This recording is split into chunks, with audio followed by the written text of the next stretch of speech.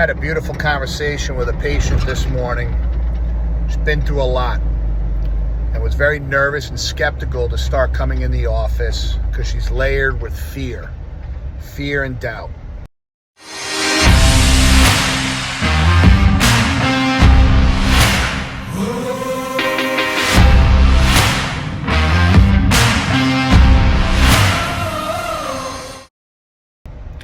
And I think today was about her 8th visit. And she just finished Wake Up Humans, my first book. And she said, I get it. She said, I took my time reading it, but now I'm all yours. Let's do what we got to do. But she said, I'm not over my fear yet. And I'm still afraid. And I said, I completely understand that. That's completely natural, and I don't blame you. She said, I just feel like I have the world on my shoulders. I have this woman that I'm helping out. She's going through a lot. And I just want to be left alone, but I just can't say no to people. And I smiled, and she said, what are you laughing at? And I said, one of my greatest mentors, Dr. Sid Williams, used to always tell us when we've got a lot going on and times are tough in our own personal life, we need to lose ourselves in service. And I said, knowing you, and for the record, her husband just passed away not long ago, and they were best friends, and she's got his name tattooed on her arm, a picture of him tattooed on the arm. They were best friends. And I said, you're in a lot of pain right now with the loss of your husband. And the best thing you could do for yourself is lose yourself in service. And this woman needs a ride to her radiology appointments because her family's not there for her. And I said, but you are. And by you taking the time out, and it's going to be 5 drives that she has to do, is helping you find a space of love and service. And she said, but it was frustrating because when I pulled up in the driveway to pick her up yesterday, her daughter was getting off work and pulled up at the same time. Why can't she bring her mom? And I said, well, that's the big question, but imagine what that mom is going through inside. 1, having cancer, 2, going through treatment, and 3, not having a family there for her, and seeing her daughter pass her in the street, going inside while you have to come pick her up. And you had your husband that you were married to for 40 years that you absolutely adore and love, and you're in tears right now, where this woman would wish she had that kind of connection, wish she had someone in her life to love her like that.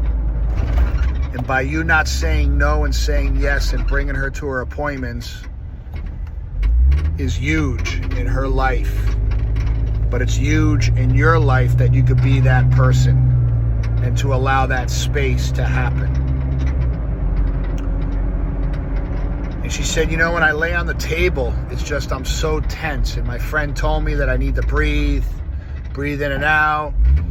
I said, look, it's our job as the doctor, when we put our hands on you, is to just wait, connect, see where you're at. What's your tension? What's your breathing? So we're there with you. We don't want you to be hurt. We don't want you to be scared. We don't want you to be fearful, but it's part of the process, especially with what you're coming in right now with, what your spirit is going through. And I said,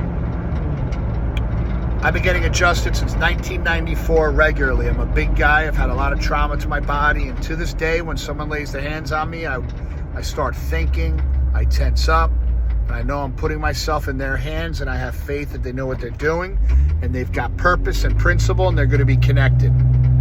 But I say one of the things I do is one time I was getting adjusted, and one of my daughters walked over, Jamie, and just put her hand on my forehead, and I melted.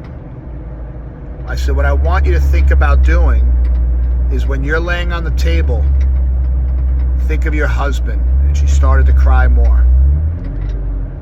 And him being with you and just being grateful of the time you spent together for over 40 years and the love you had together, that it hurts that he's gone. but know that he's here with spirit with you.